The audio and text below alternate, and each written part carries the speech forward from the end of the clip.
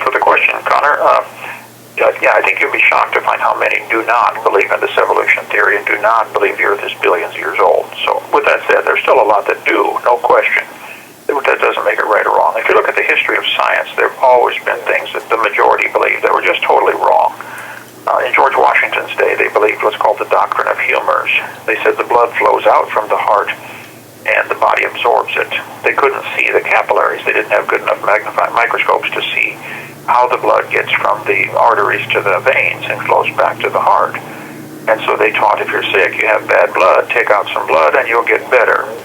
And so George Washington was bled to death by his own doctors because they thought he had bad blood. He was sick with the flu. And some doctors would take some out of one side of the body and then to keep you balanced, take the equal amount out of the other side of the body. Now we today look at that and laugh and say that's stupid, and it is, and it's wrong. However, they really believed it. That's what they were taught. These were highly trained, very sincere, very dedicated medical doctors who were simply wrong in what they believed. It's the same thing in science. It's always been this way. There's always things that people teach very sincerely. They really believe it. You can't question that. It doesn't make it right. But yes, it is certainly possible for the majority to be wrong. Matter of fact, it's quite common. And if you look at examples like in Muslim countries, if you dare to say anything against Islam, you could die. In communist countries, if you say anything against communism, you get punished or killed or thrown in prison. And in America, if you say anything against evolution, you're likely to be academically punished. If you're a teacher, you'll certainly lose your job. You might want to get the movie called Expelled with Ben Stein. That covers that topic really, really well. It's a fabulous movie. Expelled. So try that one. Second question about forever in hell. All I can do is tell you, Connor, that is exactly what the Bible says. I think the reason we pull back from that idea, we don't understand the holiness of God. If you really saw the holiness of God, our sin would look much worse. Isaiah saw the Lord high and lifted up in Isaiah chapter 5, 6, 7. Somewhere in there, and he said, woe is me, I am undone. I mean, once you really see who God is, it's like, wow, I'm in trouble. Daniel had the same thing. He just fell on his face and fainted when he saw the holiness of God. Moses... This call is from the San Diego County Sheriff's Office. Rather than look at the awfulness of hell, look at the holiness of God, and then you'll see why that is just essential. The two go hand in glove, I believe. So there's been plenty of books written on that topic, but it goes back to the perfection of God. A perfect God cannot look on sin or imperfection. He has to have absolute perfection. If he allows one sin into heaven, we will quickly turn it into a place just like the earth. We don't want that. We don't need another planet like this. So we need the holiness of God, his righteousness to rule and reign. So that's why God said, look, you're all sinners, you're all hopeless. I'll do this for you. You accept my righteousness or you don't come in. And that's the only way anybody goes to heaven. Okay, hope that helps, Connor. Thanks for the question. All right, thank you, Pastor Hovind. The next question comes in from Roger. And Roger from Michigan writes, hi, my name is Roger from Michigan. I need to forward you an attachment. Oh, I tried to forward you an attachment a couple of weeks ago. It looks like it is not, the mail system is not allowing me to send it. Anyway, I have seen Evolutionists on post on Facebook stating, give one scientific advancement that could have only came about by the young Earth Creationist idea. Then it goes on and on to explain how antibiotics and vaccines are due to studying how bacteria evolves. But it's still bacteria in the end. God bless you. I love hearing your responses and hope you are a free man soon. This is insane that you're locked up. And that's Roger Rose from Michigan. Well, I would point out, thank you, sir. I would point out that all of the early scientists in the 1600s who developed all of the major branches of science in the 16 and 1700s were creationists. I would turn the question around and can you name one modern scientific advancement that comes from the evolution theory? Bacteria becoming resistant to drugs is not an example of evolution. It's still a bacteria. This is sometimes mislabeled as microevolution. Okay, well, it's still a bacteria. All of the cattle breeders have tried to breed cattle that give more milk or more beef or can stand the heat better or whatever, their environment calls for. Sure, variations are possible within the gene code. No question. That doesn't mean you can turn a cow into a banana. There's limits. It's the same with dogs or anything. The Bible says very clearly 20 times in Genesis 1 and Genesis 6 and 7 that the animals will bring forth after their kind or sort. That's all we've ever seen. So I would turn the question around and say, hold it, you can't name one scientific advancement because of this dumb evolution religion. Not a single one. That's not why we have telescopes. That's not why we have modern medicine. A doctor who's doing surgery on you to fix a torn artery or something like that, or a split aorta, or to do a heart transplant. He doesn't need to know a single thing about evolution. He needs to know his anatomy about how the body works and how to put it back together. There isn't a doctor on planet Earth who thinks about evolution while he's doing surgery on somebody. He needs to know his biology and his anatomy. It's a no-brainer. It's the same thing with those who drill for oil. They don't need to know a thing about Earth science as far as evolution goes. They need to know the Earth has certain layers, and you commonly find oil under these layers. That could just as easily have come from Noah's flood. Certain sediments would settle based upon their density, or based upon what's happening continent-wide with the flood sloshing back and forth. The floodwaters would... Why is there a layer of limestone nearly all the way across the United States? One layer. Well, duh, there was a flood.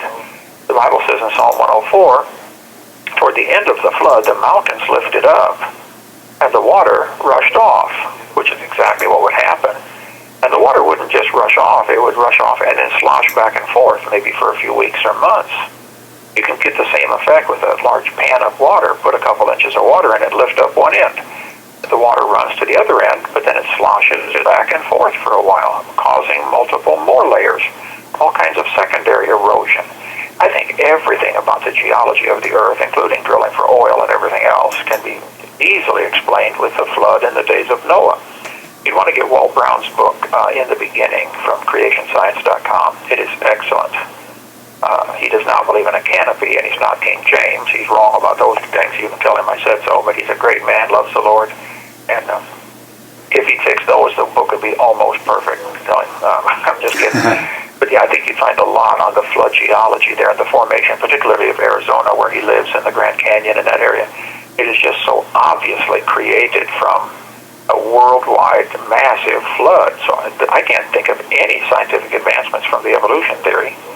I think everything is best explained from the creation story, and all of the major branches of science were started by creationists. So, end of argument as far as I'm concerned. Okay, hope that helps. All right, thank you, Pastor Hovind. The next question comes in from Scott in Ohio, and Scott writes, thank you for the YouTube channel, Pastor Hovind. 5 days until God gets the glory. If you can squeak this question in, I'd appreciate it. Pastor Hovind, I'm currently listening to the 2005 version of the Creation Seminar Series number 3 about dinosaurs that may still be alive. You mentioned in the seminar how you received letters at the time regarding new sightings. Have you received any more new letters, or is there any new information or sightings that you can share with us? We continue to pray for you, Scott in Ohio. I do occasionally get letters and articles about that. Someone sent me a letter this week about from England, actually, and asked if I'd seen the YouTube video of someone who videoed a living mammoth. I said, please send me details and send them to my son Eric. That's really all I know. I already answered the letter and threw it away, threw the original away, because I get just a mountain of mail here. I couldn't keep it all. But also there have been, I'll tell you what, contact Dave Wetzel, Wetzel. He is at Genesis Park, I think it's one word, genesispark.com or .org. He's up in New Hampshire. He's a friend of mine. Contact Dave and ask him that question. He is up to date on the latest sightings. Another one might be Carl Baugh, B-A-U-G-H, down in Glen Rose, Texas. He keeps up on that. Those two would be much more on top of the latest. The creation theory would be very simple. After the flood, 4,400 years ago, dinosaurs lived with man. Many couldn't... This call is from the San County Sheriff's Office. In the new environment after the flood, you can see from the Bible dates in Genesis 5 and Genesis 11, lifespans drop right away from 500 down to, from 900 down to 500, 400, and then 200 and 100. So the same thing we would assume would affect the reptiles. That many species would go extinct. They simply couldn't live long enough to get big like they used to before the flood. So one thing they'd be fighting is the climate going extinct just simply from climate change. Second thing is man's hunting them. They would call them dragons and kill them, especially as the population increased and moved into new areas. You know, you don't want to send the kids out to play when there's a dragon out there, so you go slay the dragon and become the hero and save the village. There are hundreds of stories like that. So I think the longer we go away from the flood, the more time elapses, the less likely we are to see living ones. There's still quite a few remote spots in the world, jungles, particularly the ocean, where it's hard to explore the whole thing. There are still sightings, but I'm not up on the latest on that. I'll have to get caught up. Hopefully next week they drop this trial and I go home, and then I can start catching up on stuff. All right. Thank you, brother. All right. Thank you, Pastor Hovind. The next question comes in from Ruben. It's not really a question. It's more of he's sending a joke in, and I'll read the question, and then if you haven't heard the joke before, I'll read the answer. But the question is, what was the first sport ever mentioned in the Bible? That would probably be baseball in the beginning. Oh, I can't believe it! Wow, you've heard them all. That's good. That's good. You can't get one over on you. That's good. I'm really impressed. Oh, you still can. People still get them over on me, but I have heard quite a few. Also, you see in the 3rd chapter where Eve stole first and Adam stole second. There you go. I need to think about that. Oh yeah, okay. I still need to think about that. There's something about that don't quite sound right. All right, Pastor Hovind. While I'm still thinking on that one, Ruben asked the question, and I've never heard this before. Which apostle was called gloomy? Thomas was called the doubting apostle. I don't know that gloomy is the word used in the Bible, but he certainly, every time something happened, like when Jesus said Lazarus is dead, John chapter 11, Thomas said, oh, let's go die with him. You know, he seems to be the gloomiest of all of them, so I would say that would have to be Thomas. He's characterized that way. Okay? Okay. Ruben's also asking for your explanation of Psalms 10:15, and since I don't have my Bible memorized, I've got to look it up, and I've got to find the King James Bible because when I type it in, it gives me a different version. Psalms 10:15 says, "Break thou the arm of the wicked and the evil man. Seek out his wickedness till thou find none." Quite a few of the Psalms, quite a few of them are, God, break their head, break their arm, judge them, do something, That's what gave me 3 years in prison. Someone called into my radio show that I did before I came here, after the IRS raided the church ministry back in '04. And they said, Kent, why don't you pray for them like David did in the Psalms? Because it was always praying, God judge them. And so I prayed some prayer on the radio. I don't remember what it was now, but I'm sure somebody's got it archived. Lord, I'm your child. These are coming after me. Would you please judge them? You please take care of them, Father.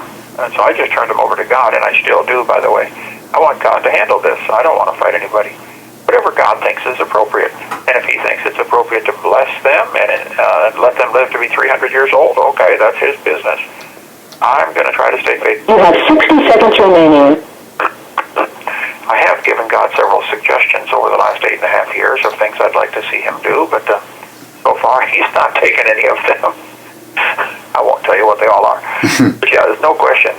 David often prayed for God to judge his enemies, and I think that's probably human nature for sure. And have things changed in the New Testament now? Maybe we're supposed to love our enemies, but still, when someone comes in and rapes your daughter, you're going to want to have some vengeance, So it's a tough call. We're still human. All right, brother, you got more? Should I call back? Yes, sir. I do have some more Yes, sir. Okay, let me call right back then. Okay, very good. All right, Pastor Hovind, and we're winding these down. They're not going to be happening very much longer. This could be like 2 or 3 days more until trial, and then these questions will stop as I get in the truck and travel to Pensacola.